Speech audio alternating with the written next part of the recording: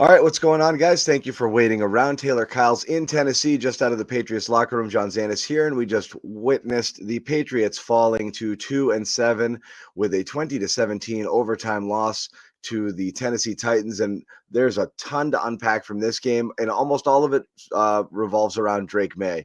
And I'm sure there will be differing opinions on Maye's performance. Did he play well? Is he making too many mistakes? Are there rookie mistakes? Are these fixable ones? What was the reasoning behind them?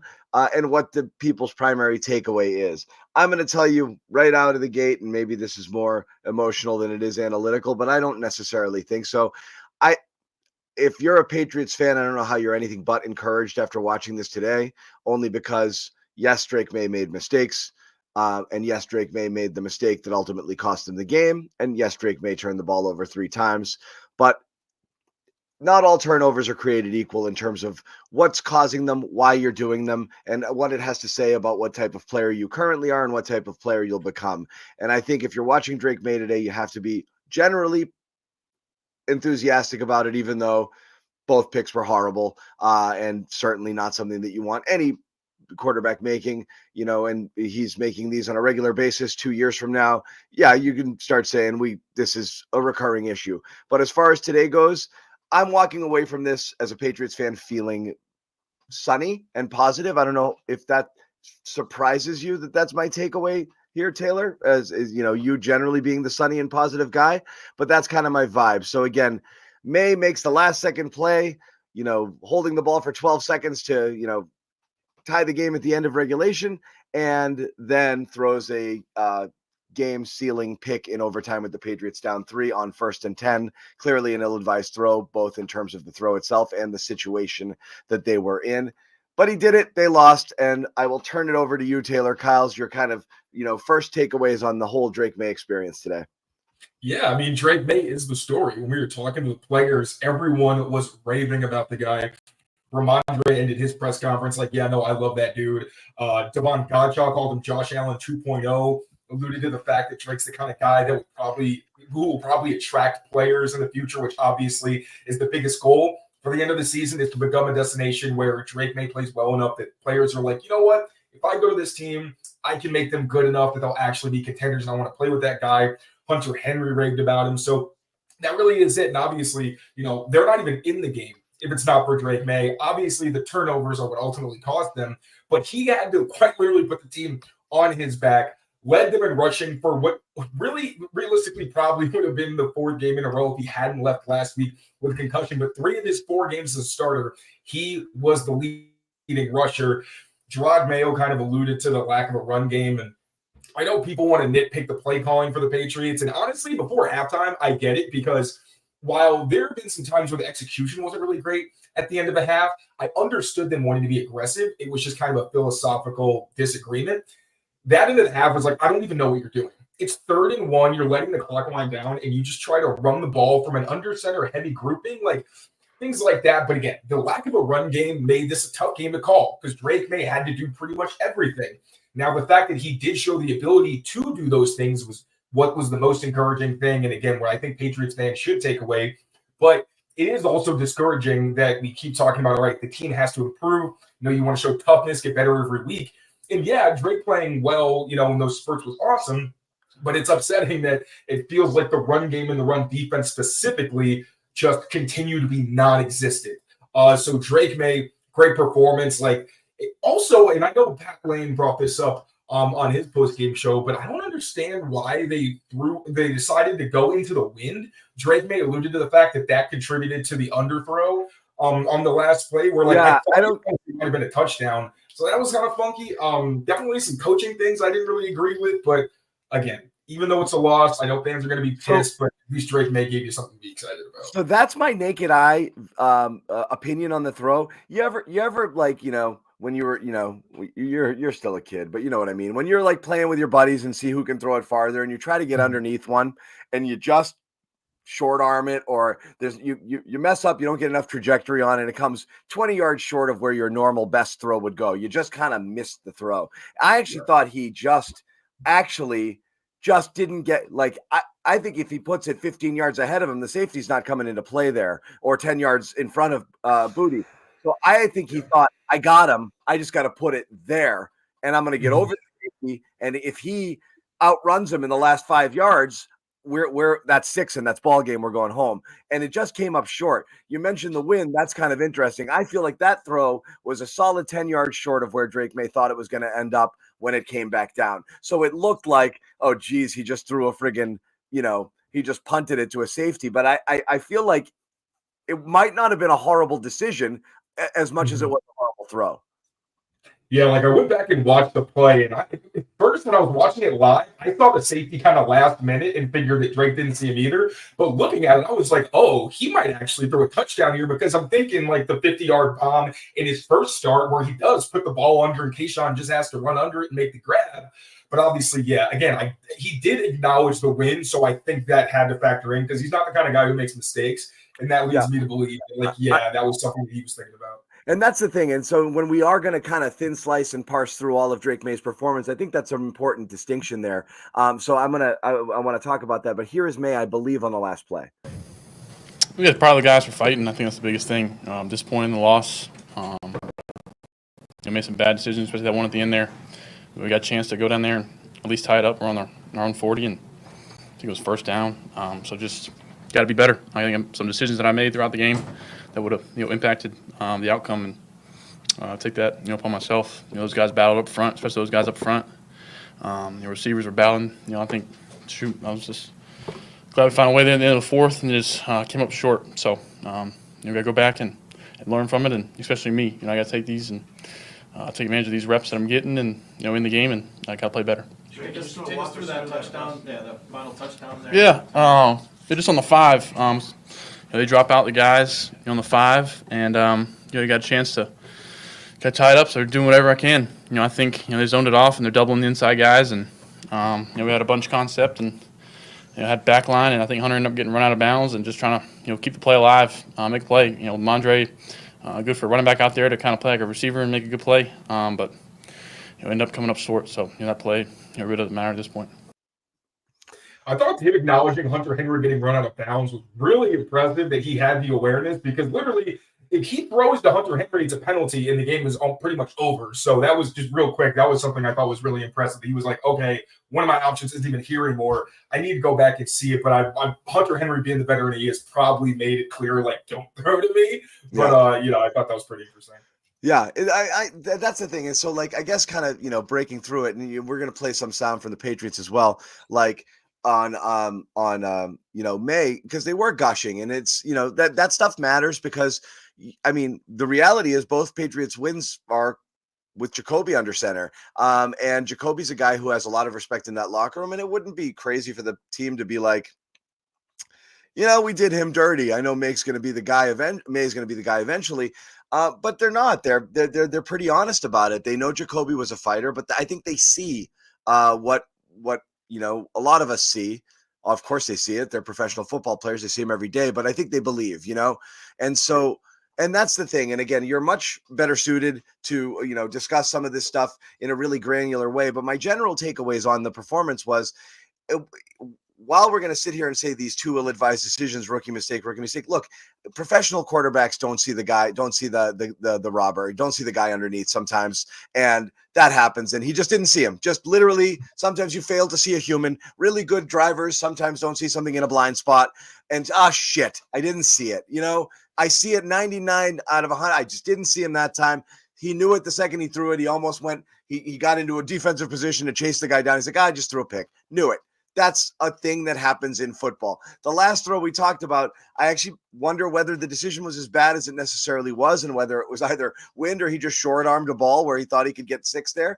And sure, yeah, he got flushed out, and maybe you want to hold on to the ball, a little bit better in strip sack. But again, that's a pretty normal football play that I don't believe is experience-based. That's just something that happens to you sometimes, which is, yes, on this play, I have to do a better job protecting it. The thing that you're worried about with a rookie quarterback is, are all of his mistakes a result of him freaking out, right? Like, it's going too fast. Back foot throw. The Mac Jones late stage interceptions were, this is too freaking fast. I don't like it. Get me out of here. Back foot. throw a balloon. It can be picked off by 12 different people. Like, he's not doing that. In fact, he's actually doing a terrific job. When he does throw into traffic, it's almost always when the defender's got his back to the ball and he can throw a jump ball to one of his receivers where they know they'll get it, or he's throwing it into really tight windows where only his receiver can make a play, or he's choosing not to throw it at all because he's like, it's not there. So I would bet when you go back and look at the film, you're going to say, Smart, I bet you can track Smart not to throw it, not to throw it, not to throw it, not to throw it. And sure, there'll probably be a couple where, second earlier if he gets that. But this is all within the normal realm of football. I think we're a little nuts with, like, having watched Tom Brady for 20 years playing at near perfection and then seeing someone like CJ Stroud or whatever come out in year one and like look like a 10-year seasoned vet.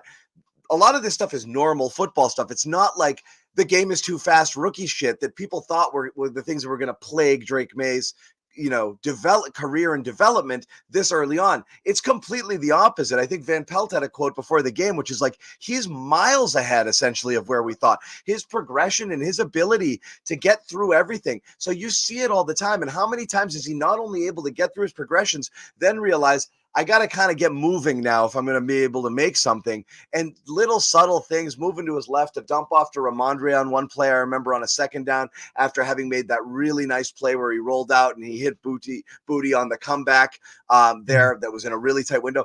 He makes a lot of those. Like, you could argue, like, there's one side who could argue Drake Maye lost the game for you, and another side could argue that the Patriots wouldn't have gained a single yard of offense if Drake Maye wasn't their quarterback. And I think that's what we saw today. The numbers will say 3 turnovers, only 200 passing yards, but the reality is he did all of this himself. Like, everything there was done simply because Drake Maye has the abilities that he has. That was how I felt going into the game. I was asked when I was on NBC, all right, do you lose all the goodwill that you gained if you lose to the Titans? And I'm saying, like, kind of depends on who's at quarterback and how the game goes, to be honest. Because if it was Jacoby, I was like, I don't know how they're going to score points. It's not a knock on Jacoby. This is just, as we saw, it's a really, really good defense. And Kendrick Bourne, I don't know if we have the actual clip, but he even said himself, similar to Alex Van Pelt, that, like, Drake is doing things you don't really see rookies do very often. And the way they had his back, like, they know they've got a real dog. And then even, like, the strip sack, he was literally trying to do the same thing that he had done earlier on that flip while he was getting sacked. Yep. And you see, he did that in college. And it's one of those things where sometimes, you try to make a play and it works, but then you get the opposite sometimes and you try to flick the ball out and you don't realize that there's somebody right behind you and the ball gets knocked out. So, and then in these situations, I felt much better about him going down the field and scoring in those clutch moments than I have felt in years from a Patriots quarterback. Not since Tom Brady have I said, you know what? I think they're going to score. I feel very confident about this. With Brissett, with Mack, with Bailey Zappi, it was always like, oh my God, all right, this is going to suck. Just embrace it.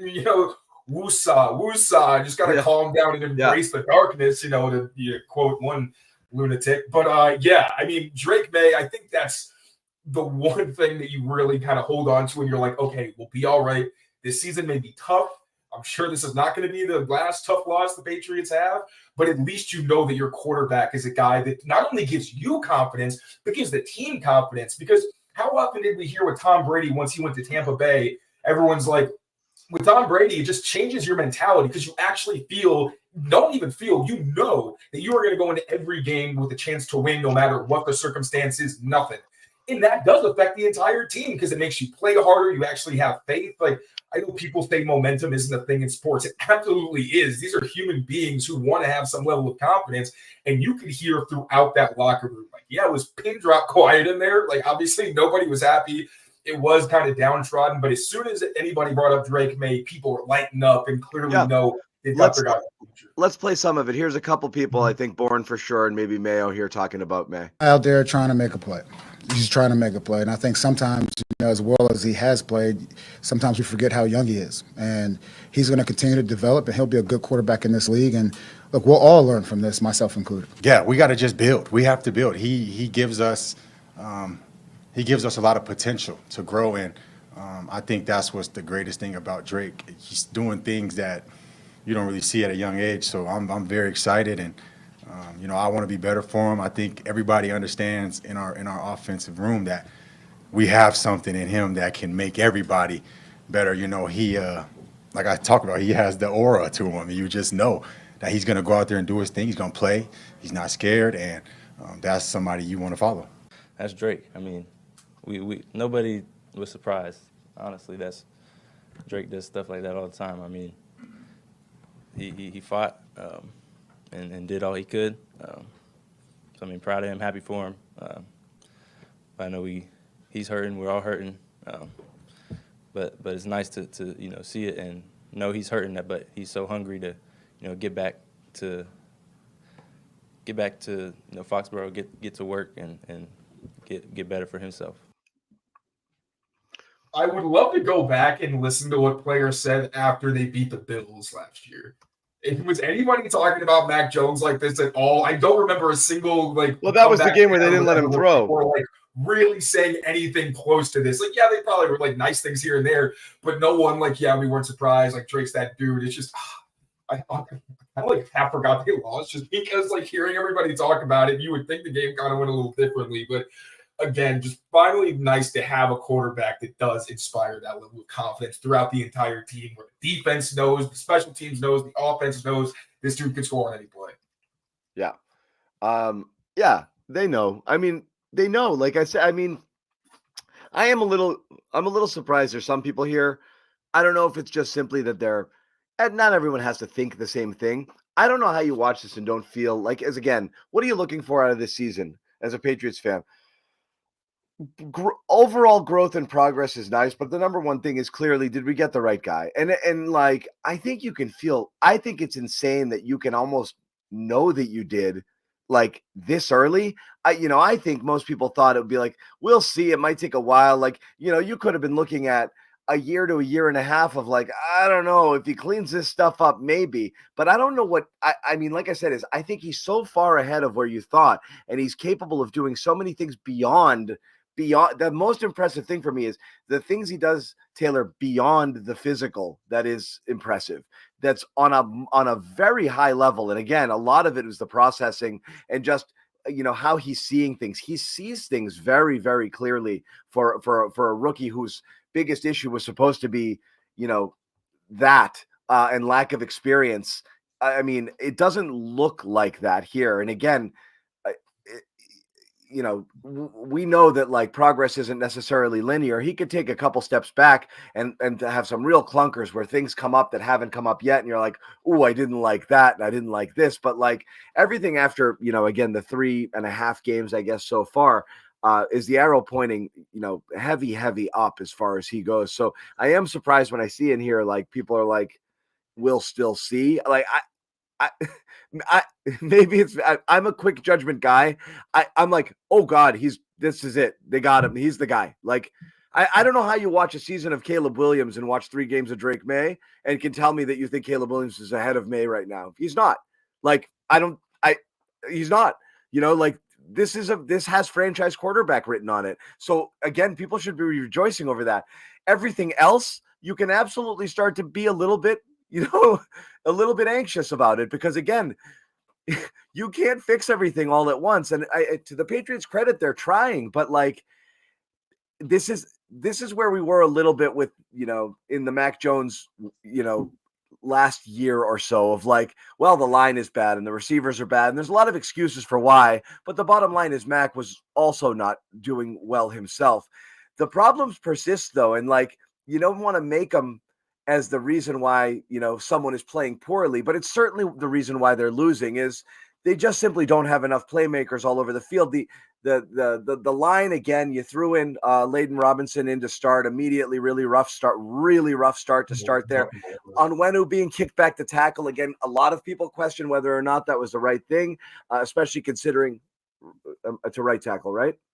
Yeah, he was. Yeah, so I actually asked Rod about that decision because I thought that was a really funky move to break the continuity and put Layden Robinson in, especially when the strength of Tennessee's defense is Jeffrey Simmons in the interior. That's what I mean. It didn't make sense here against this team for what Tennessee brings at you. Yeah, and he did acknowledge that the pocket was kind of soft and that they wanted to get a better matchup on Jeffrey Simmons. And I'm You didn't think about that before the game? Like, this is the first game where I really have some like very glaring issues with the coaching, where sometimes I'm just like I said on the show before, sometimes I really just don't know what their thought process was. And I want to, be respectful of the fact that they put way more work into these things than I do. But like that was one of the things where I'm just like, even in the pregame, I'm like, I saw that Lane Robinson was at guard in practice on Friday, and I'm like, I'm gonna wait to the game because I don't know if this is them messing with us or what it is. And I thought it was kind of funky, but I mean, to kind of put a bow on the Drake Maye thing, I think Kendrick Bourne also mentioned, like what you said, how he makes everyone around him better. Like everything that Elliott Wolf and Gerard Mayo were saying about Drake when he was drafted, you've heard from other people in the locker room. Like players are saying it not unprompted, obviously they're being asked about it. They're saying all those things. And when it comes to like where Drake Maye was, the reason I was so giddy about him, like I know he's mentioned that he's always been pretty good at feeling the rush. Obviously, we know that. We've seen that. When he got drafted, the thing I was so excited about even before he was drafted was the fact that, yeah, he was 21 years old, and you can tell the way that he like attacks defenses. It's not a mechanical thing where it's like, oh, okay, now the safety dropped and it's covered too. It's not like that. It's more like what Brady did, where you can tell he's attacking space. He understands where leverage is, where structurally the defense is weak.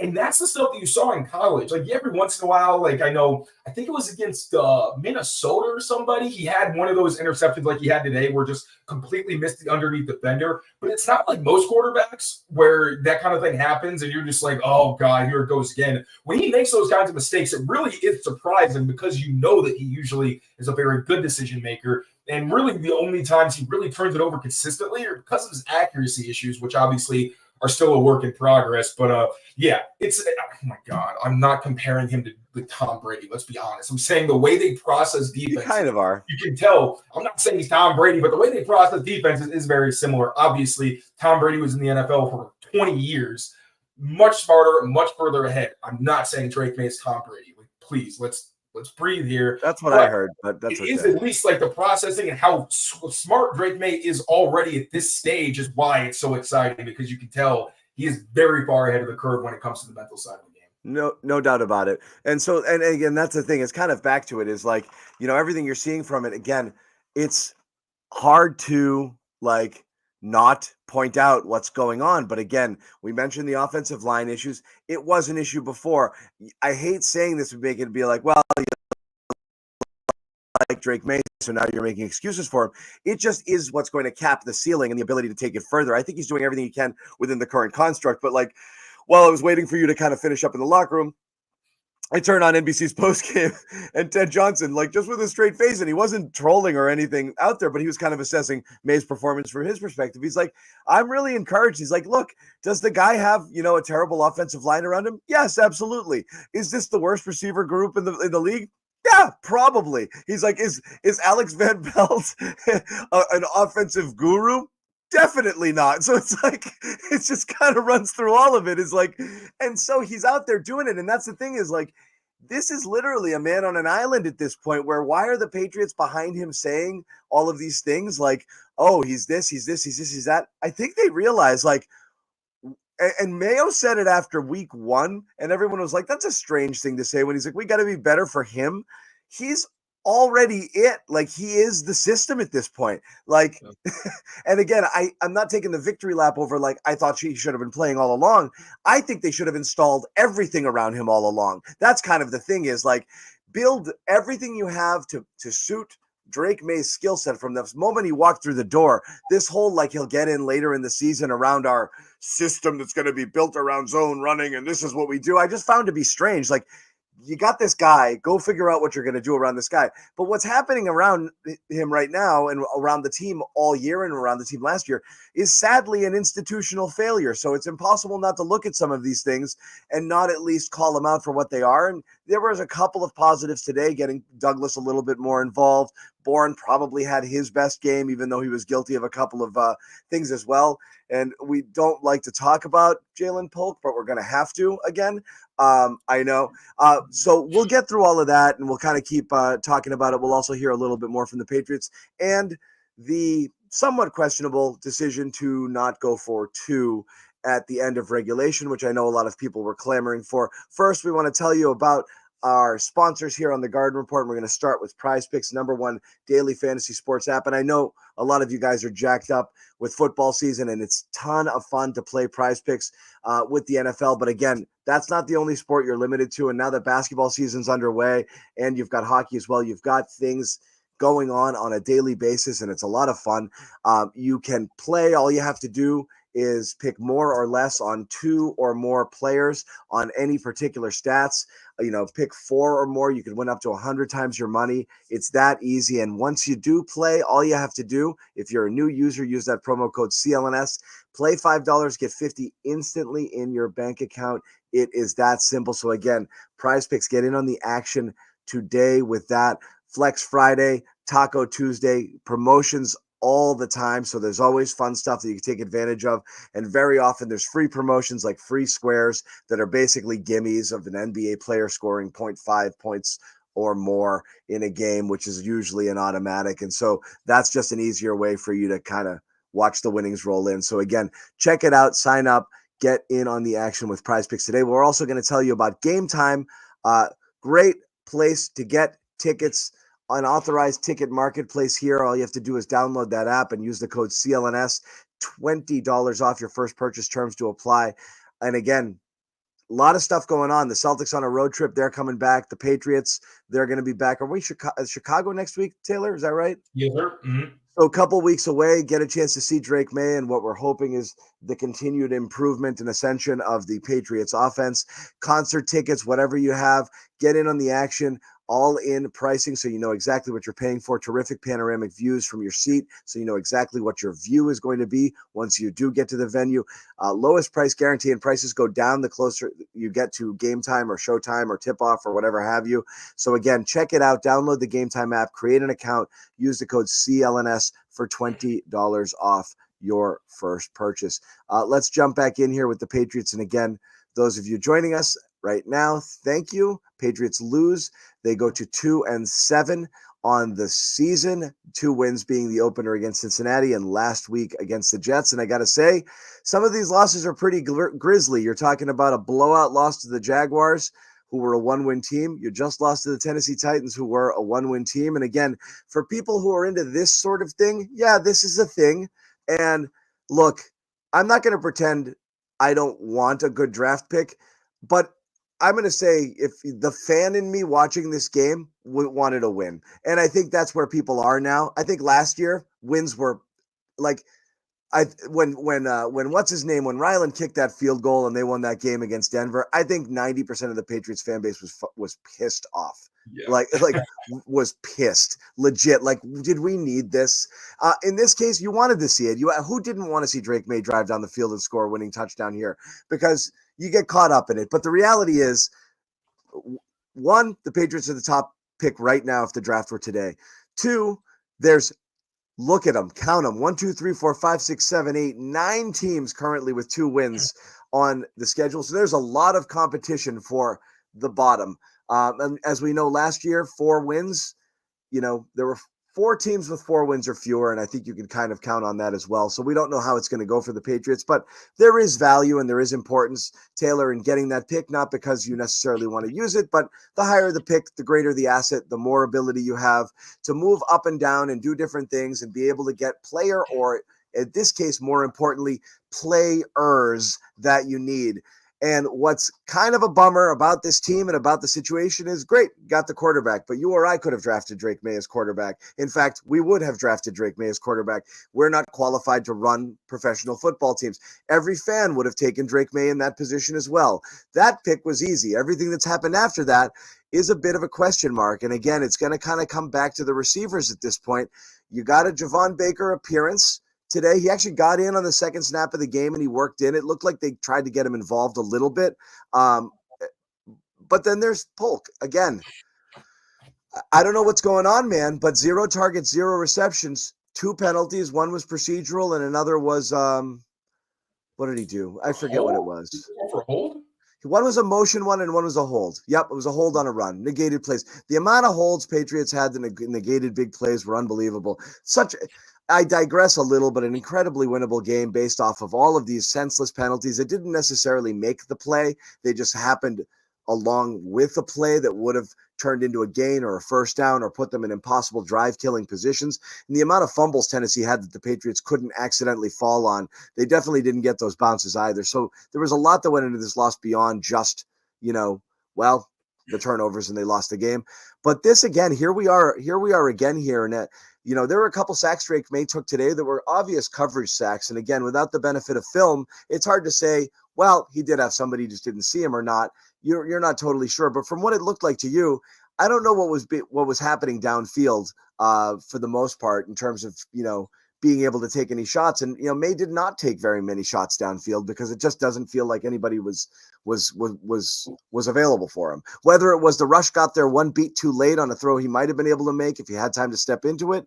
The miss to Douglas being an example, another half split second there, that might have been a connection. And then I don't know what's happening, but here we got Polk again. No targets, no receptions. Good news is no drops, I guess, but that's it. Then I think Javon Baker, I'm looking up right now, believe he only played 4 snaps, so not a ton from him. That was it, huh? I thought he had a few more. Yeah. Wow. Yeah, I just don't really understand. I think they really need to sit Polk down. Like, it's getting to the point where, like, this dude needs some kind of drastic change. I understand he's young. Like, I'm not hitting the panic button or anything. But you keep putting him out here, and he's not making positive impact plays. Can I ask a question?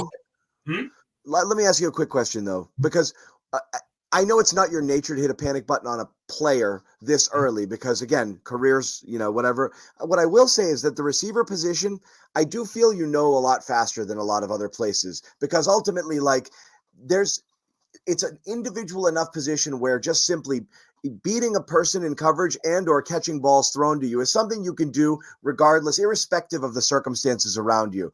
And fine, if he's really more of a Z and he's playing X and, they're not utilizing him exactly the same ways, you should still see a flash or two. Most receivers, you see enough of the positive to say, I can see how this could turn out good. At this point, there's zero of it. And I don't think it's too early to say, this is really bad. And I don't know. I'm trying to think of examples where someone has looked this horribly bad and they continued to have any type of career, let alone flourished and became a good player. So the amount of good, which is next to zero, one really good catch down the sideline that was like, the one that got thrown between 2 defenders, I think. I can't remember who that was against. That's it. And, but other than that, I don't know. I mean, bad.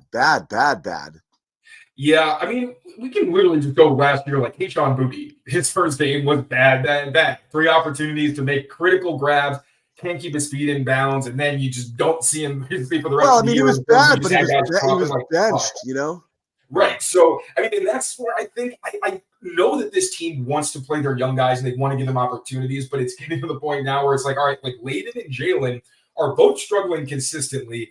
And I understand this season is about growth and development. You want to put those guys out there because the only way to get better at football is by playing football. But for Jalen, it really just seems like he's in his head. Like this, it just feels like the mental mistakes are constant. Obviously, like drops aren't just a mental mistake, but when you're a guy like Polk, who was known for having great hands, and then you're just dropping everything, and then like today, you're not even getting the ball thrown to you, and you're still getting called out for doing the wrong things.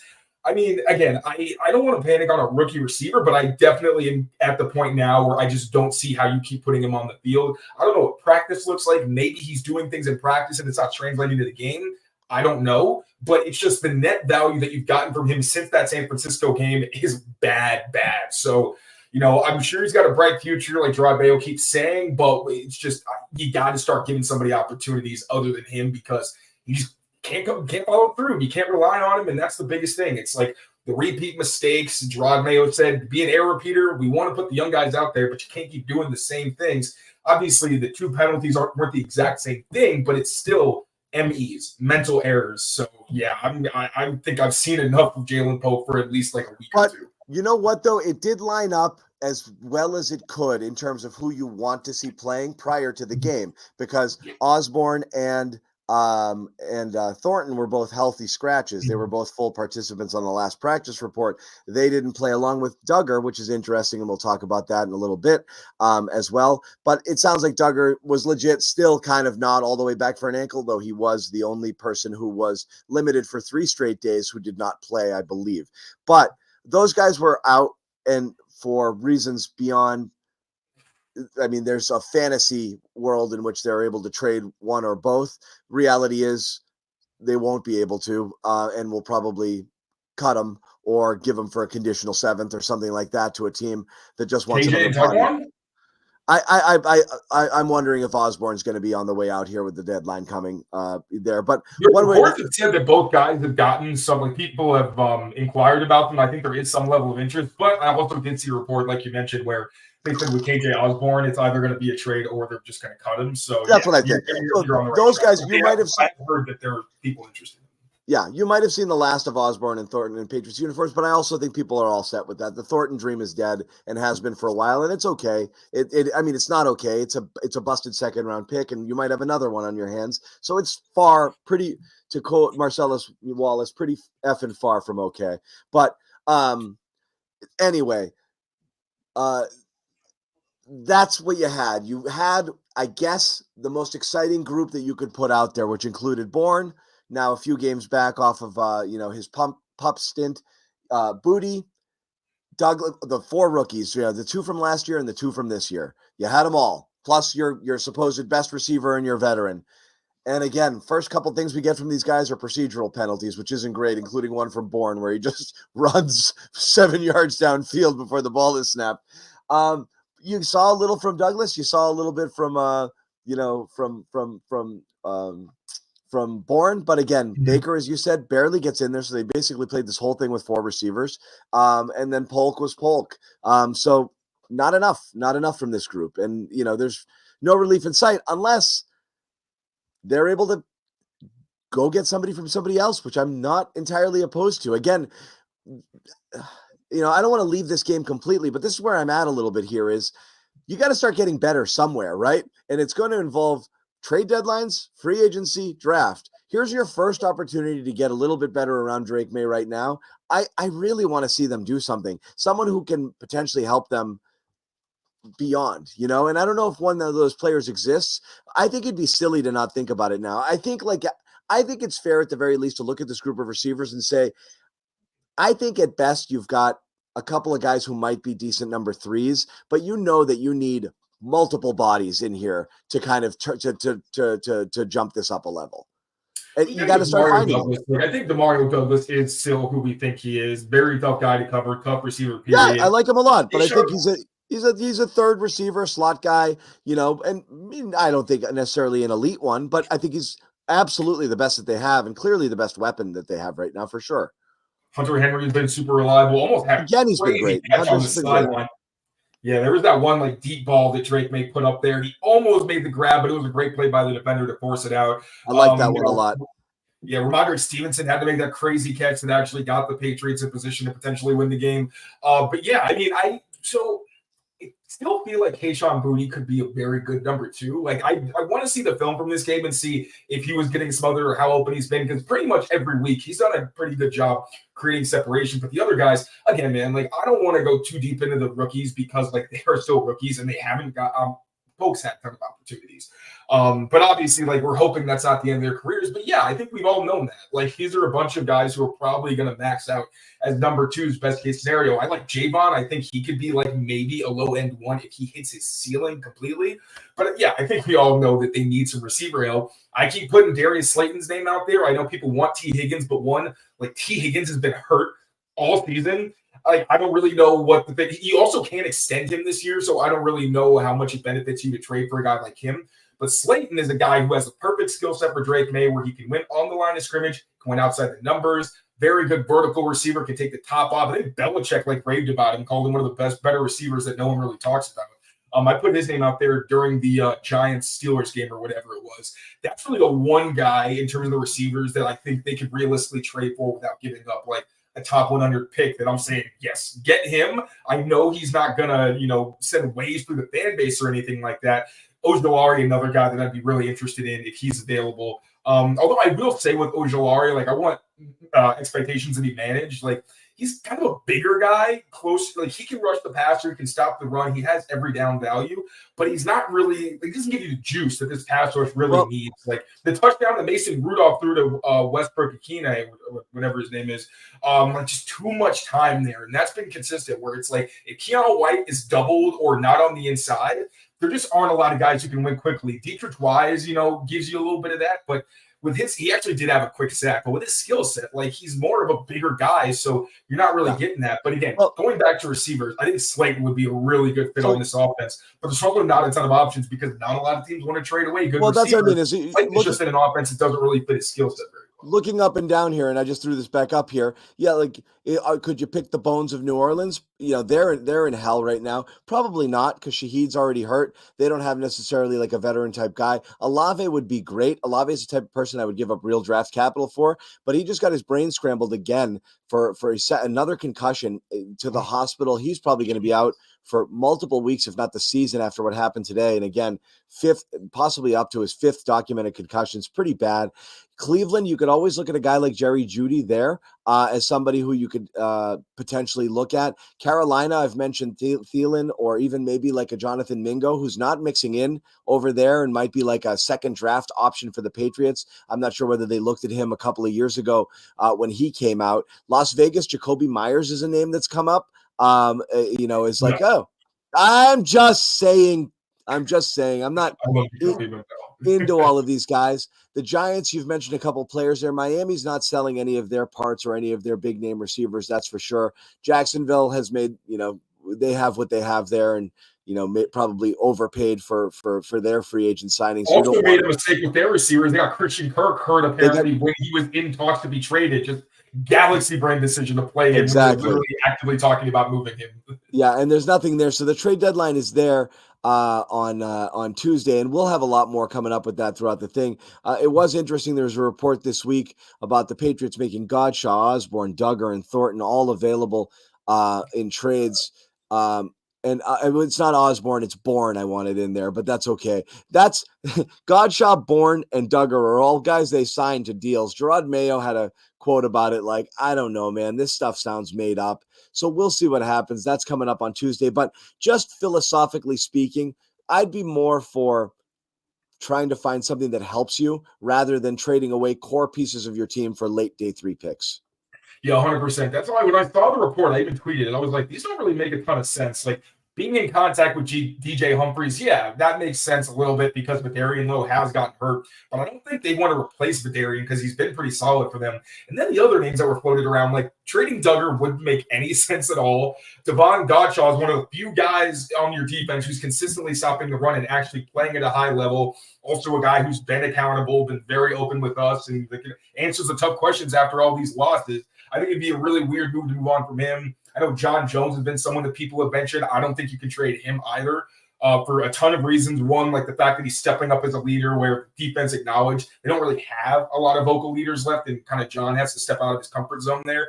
But yeah, I think I would be much happier with them. Obviously, sell the guys that don't have a future on the team. Thornton, Osborne, that's fine. The guys who were signed to extensions, maybe other than Kendrick Bourne, to be honest, because I have not seen a whole lot from him this season. Like, I think he had his best game of the season today, and I wasn't really moved by it, to be totally honest. He's the one guy who might kind of make sense, but also then you take a veteran out of the room when you're probably also going to move on from Osborne, and that's a room that's been very vocal and kind of shown signs of maturity. I think that could potentially be a nightmare if you move on from him. So, yeah, but if you can find someone who you think would fit long-term and you can sign you an extension and that you like in your system, move on from the guys that you don't think are maybe have that kind of potential. And yeah, just keep the guys you signed to the extension for the most part, because I just don't think you can afford to lose those guys when you're already going through the losses, and again, the locker room was just so downtrodden. Like, I really think you need to keep as many of those character guys as possible. Yeah, I would agree that that's kind of where we're at here. So we'll see where the trade deadline is. As far as this game goes, again, you had some issues on the offensive line again with the shuffle. We discussed briefly. We did talk about, again, receivers underwhelming, which has kind of been the MO all season long.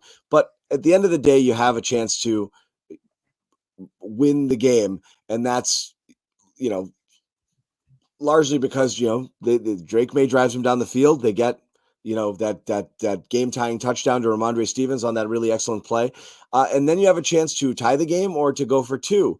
And the Patriots chose to tie the game. What was your thought at the time? It's always easy and it's always going to be hindsight, but what were you thinking there that you would like to do? I really would have liked them to go for two. I was talking to Mike Reese about it. I'm like, would you go for two here, or would you just kick the field goal? He would have gone for the field goal. Obviously, all the respect in the world for Mike Reese. I understood that perspective, and I think this is like a hindsight is 2020 kind of thing. And especially after that play, like you have to run a play after Drake Maye was running around for like 12 seconds. He even said, I didn't even think about asking to go for two because I was gassed after that. So I thought it made sense in that perspective.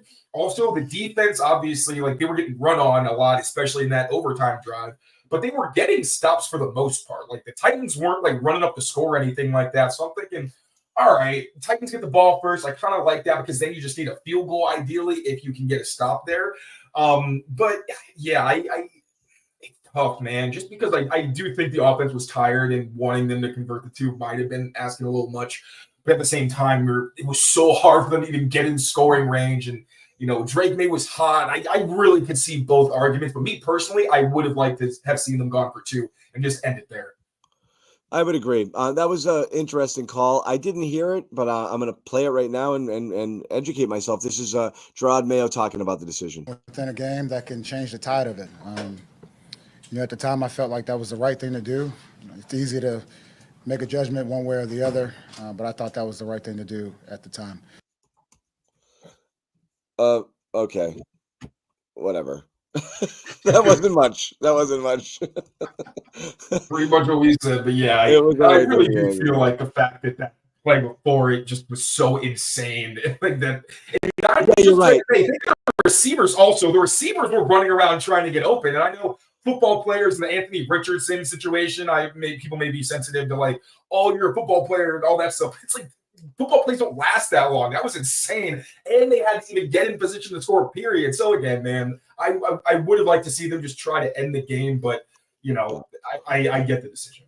Yeah. Other things, it's impossible to not talk about it because it continues to be an issue. But, and this happened again in overtime, is the Titans just basically just handed the ball to Tony Pollard and he just ran straight up the gut all the way down the field. And they're lucky that only ended in a field goal. It was not as bad as previous games, just based off of the yards per carry. They weren't getting as many, you know, in chunks, though they kept getting beat.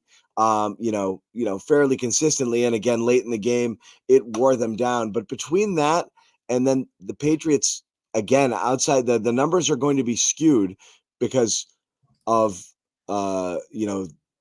Drake Maye's rushing. But the Patriots on designed runs have completely lost their ability to run the football.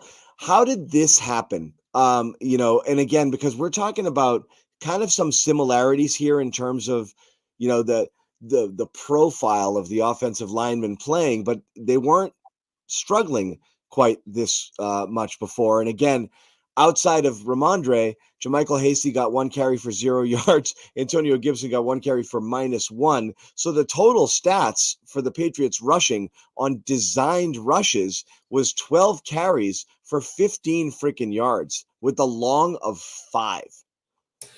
Yeah, Rhamondre was asked about it after the game, and he said, you know what, that's like above my pay grade. You know, you got to ask the coaches about that. I don't like hearing that. As him being like, bro, I'm not getting blocks.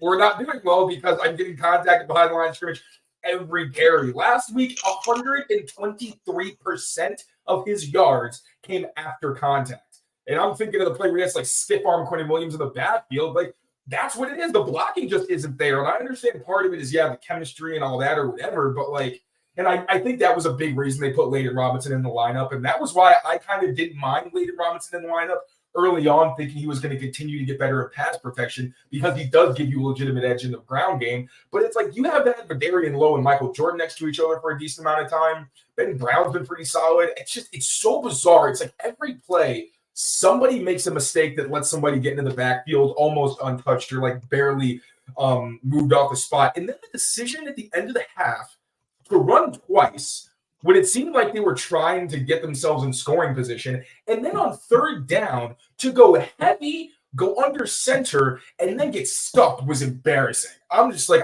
why are you making it obvious? Like, get in the gun, run inside zone, have Drake Maye even be a threat. Like, what is the thinking there? Why are you running it right up the gut and telling everybody exactly what you're doing when you need a conversion? That made me really upset. Like, again, I think people critique play calling in a way that's very revisionist. It's like, oh, that run didn't work. What an idiot. It's like, you don't call the play thinking it's not going to work. But in situations like that, where it's like, this is a critical moment and you know you can't run the ball, I understand mixing it in every once in a while when a drive. Like, you can't just pass 10 times in a row. That's just not how the NFL works. You're putting yourself in a really bad spot. But then it also gets to the point where it's like, all right, you need to make plays and your offensive line cannot block anybody. So I thought Rhamondre's response to that was very funny because he's basically just trying not to throw anybody under the bus. But he's like, bro, do not ask me why we can't run the ball. I'm doing literally everything I physically can. Yeah, and that's the thing is like you're going to leave this, and that's the thing. You're going to leave this game, and again, as a fan or someone, and the Drake Maye stuff is going to carry you and be like, okay, that was. I like that. I like that. But then you are going to be left with this bad, ugly, sinking, awful feeling that there's still nothing there around them. And that's a reality that's going to continue on through the season. So this is a bit of kind of what you're going to get the rest of the way, don't you think? Like, where do you see, I'm not being doom and gloom about it. I think when people looked at it and said this, I predicted 4 wins, like when people looked at this, that's kind of it is like, I don't think you can conjure it up out of nowhere. Like, I don't think there's enough developmental players here to take you to another level. I think it is very much, sadly, a bit of patchwork at this point and a couple of misses so far. And again, you don't know fully, but you were hoping your 2 offensive linemen that you drafted would be able to, step in and play. You were hoping City So in year 2, when he became healthy, would be an anchor in the interior of that line, and he's not. You have some positives there where, Vidarian Lowe has looked passable at left tackle and has actually held his own fine, but there's nothing else there, and you're just not getting anything out of your receivers at all. So I don't think it just changes. I think this is going to be a bit of a struggle kind of the rest of the way. Would you like, unless I'll say this. So this is my layman's take on what I think. It's a damned if you do, damned if you don't scenario. If you can't block to get the running game going, you've got to figure out something else to do. And at this point, I think it's actually pretty silly to not incorporate more RPO and let May make that choice, right? So if you can't block it, maybe you have to read what's going on in front of you and then go from there. I think that it might be honestly the only way that you can loosen things up a little bit here is to call a couple of design quarterback runs. The kid's he's not going to listen to you anyway. He's running. This idiot is still not sliding. He's friggin' knuckle. He's not just not sliding. He's inviting contact with his last run. He lowered his shoulder. Yeah. So again, if you can teach him to slide and tell him that that's what you got to do, I do think you got to probably start to incorporate a little bit more of that into the offense, because right now just trying to block it up and run it is not happening at all. Yeah, and I do want to give the offense credit. There have been RPOs. Like, I think we saw Drake Maye throw like 3 times off RPOs today or something like that. Yeah. That has gone up. And I'm kind of torn because, one, like, Drake Maye, yes, you can give him like the design carries, and I understand like mixing it in. I'm open to that as well. But at the same time, like, there's only so much there's only so much he can do himself. Like, he's not Jaden Daniels, he's not Lamar Jackson. Like, you don't really want to give him like 5 or 10 design runs necessarily.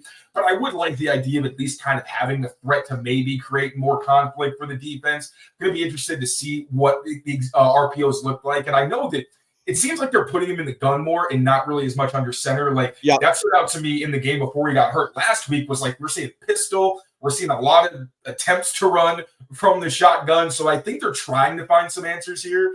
I don't want to make any crazy statements because, again, I do want to look back at the film. But I keep, like, this week for the preview, honestly, also my preview show, I kind of nailed it, to be honest. One of the things I highlighted came up. It was like the toss play that they got gashed by with the Jets. The Titans kept running that. Jeffrey Simmons and Arden Key on those line games. Jeffrey Simmons came on a line game where he twisted inside. I said they have to run the ball. I don't know how you do it, but you got to like take some of the positives from last week. I think there were like 5 runs that were actually blocked up pretty well and build on that. But now it's to the point where I don't even think I can acknowledge the run game in my previews because you can't even expect them to run the ball with any level of success. It's one thing if it's one game. It's one thing if it's 2 games. Now it's been like a month where they ain't been able to run the ball since Miami. So at this point, it's like you have to go into the games expecting they're not going to be able to do it. It's the strangest amount. It's the strangest, like, unexpected futility for me. Like to see that happen. It completely. I mean, for a team that was certain and that did have some success earlier in the year, and it's like this is how they win. This is how we win. This is our identity. This was it. This was. I mean, Mayo proclaimed it. Van Pelt, we're a running team. We're going to be that all year, regardless of who's under center. That's going to be our identity. We're going to hit people in the mouth, which again, in this day and age is friggin' stupid. But it is. I don't agree there. I'm All saying the best offenses in the NFL run the ball very well. I understand. I understand. This whole thing of like, why are we running? What is it, the 50s? It's not. What I'm saying is to think they're so bad at actually executing it doesn't even matter. To think that that's all you're going to do and not and yeah, that to me is it. Oh, I'm sorry. I'm being loud. Okay, I thought this place was soundproof. It's not. I'll be less loud, and then you won't have to match my loud. Okay, we're gonna whisper our way through the last few minutes of this show. So, again, I don't know that. Like, I don't know how it went away to this point. So again, I have to point at it's the same personnel. Are they just doing really basic, boring, predictable shit, or are they just getting their asses kicked up front? Because again, it's not a huge shuffle on the offensive line. You might even argue you're better situated on the offensive line than you were to start the year. So I don't understand how something like this could fail. It's actually strange to me that the running game would be so much worse than the passing game, especially now that you do have Maye and a guy who you have to respect his ability to get it downfield. That should have opened things up more. I'm so perplexed by why it's happened because logically it doesn't make sense. I mean, the opponent also matters as well, but against teams where they should have been able to have more success, they haven't been able to do it. So I really am baffled by it because, again, as we said, is Maye can run, Maye can get it downfield. You have to respect it a little bit more, so you can't just put 12 guys 10 yards from the line of scrimmage and just wait for it.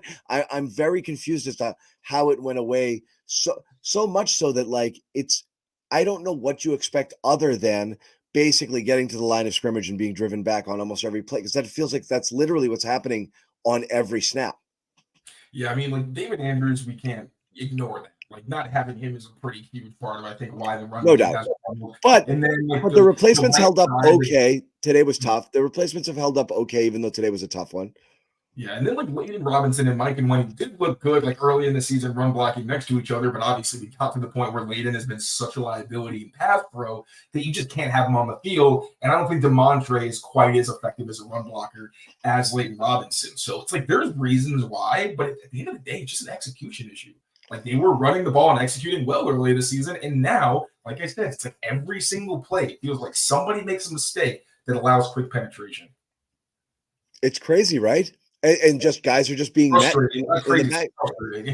Yeah, no, I mean, it must be particularly for the running back to get to the hole and there's somebody sitting there waiting for him and just smack him in the mouth. So, I mean, it's ugly and it's messy. And it's again, it's another thing where it's like you think you're addressing one aspect of the team that needed improvement and to regress so horribly in this one is definitely discouraging. And again, this was, I'm afraid, the easy part of the schedule, right? Like, yeah, they're running out of the games that like the soft underbelly of the schedule is very quickly going away. And now you got like last month of the season, you see Josh Allen and the Bills twice, you play the Cardinals, you play the Chargers, and Justin Herbert's been on fire. So like, yeah, you're really getting to a tough spot right now where basically the past like month, 2 months, they've been the get right team for every team they play. And they keep going up against these teams where they're struggling, they're losing streaks. It seems like the organization is having issues. And then they play the Patriots and unless you're the Jets, everything's even though great. the Jets got right a week later.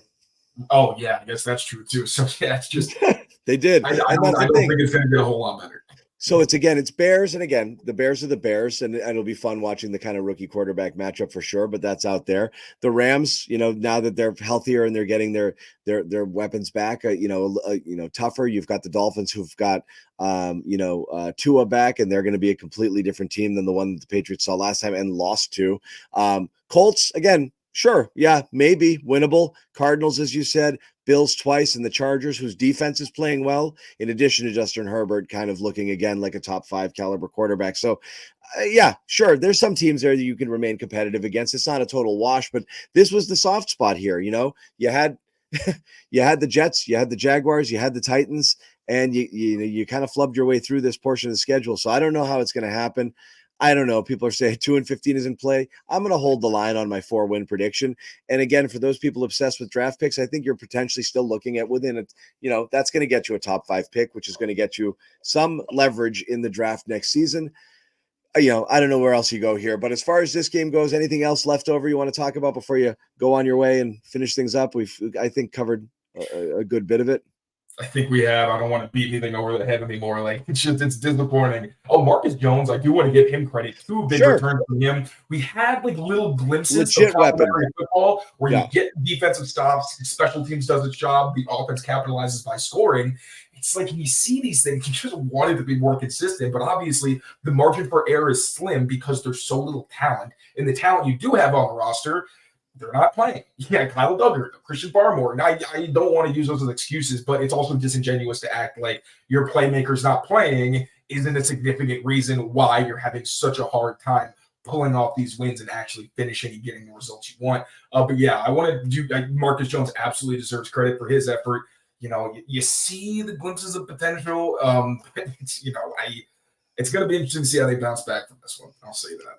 Yeah. I'm kind of curious the vibe here because this is one of those mixed feeling sort of games. You feel pretty good about Drake Maye, but not all of it. Certainly not the turnovers, and certainly not the result. And you're just kind of back to it as well. So that's kind of where we're at. But again, thank you guys for watching. Again, Taylor Kyles will have a lot more on this game coming up for sure. We'll have he and Mike will be back tomorrow too with the Patriots Daily when they could take a little closer look at this after having rewatched the game and looked at some of the film to get an idea of what we saw. And maybe there's a few rays of light within there that we haven't really seen here with the naked eye upon first viewing. So who knows? Again, I'm leaving this one feeling pretty good because again, secretly, the losses are better for you down the road.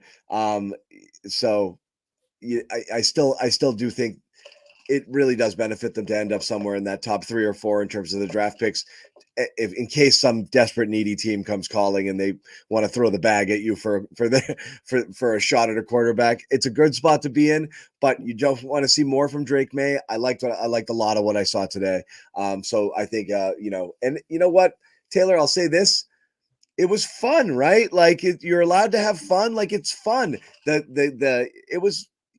Like you wake up kind of excited to watch football again, and I think that can't be lost on like a fan base that's probably just really, really bored. It's been boring. And again, Drake Maye gives you opportunities to get a little bit excited about stuff that's going on the field again. He's a fun guy to watch play. I want to see more. You want to see them hopefully eventually surround him with a little bit more and see what he can do. But I really do, I do feel good about that, even if it's only just for some entertainment purposes too, which is like the kid's fun to watch what he does there. Yeah, when he got cleared of concussion protocol, like my mood flipped. I was thinking, oh man, we might have to watch another week of Jacoby, and this is a good defense, and that's probably going to be very boring. And we saw like it was tough for Drake Maye even, but he pulled off the superheroics. Wasn't quite enough, but yeah, I mean, I just make sure expectation management is where it needs to be. Drake Maye good, that is the best thing. I also I know some people just want the pick and want them to lose. I think that winning does matter for this team. I do too. Buy-in, and I think even in these losses, again, like the way they talk about Drake Maye after the game is like that's what you want to hear at least. That they're still bought in. That a lot of that has to do with their quarterback and potential face of the franchise. No doubt. So again, thank you guys for watching. Taylor's got a lot more to do, so I'm going to let him go. Make sure you check CLNS Media. Follow Taylor Kyles. Follow us here on Patriots Press Pass as well. Please, like the video, share the video, and subscribe to the channel. And we do appreciate that. Thank you guys again for watching. We do. I got some guy saying end the show. You can just leave, dude. You can buy. Interesting comments today. Just leave. We'll see you guys later. Thanks for watching.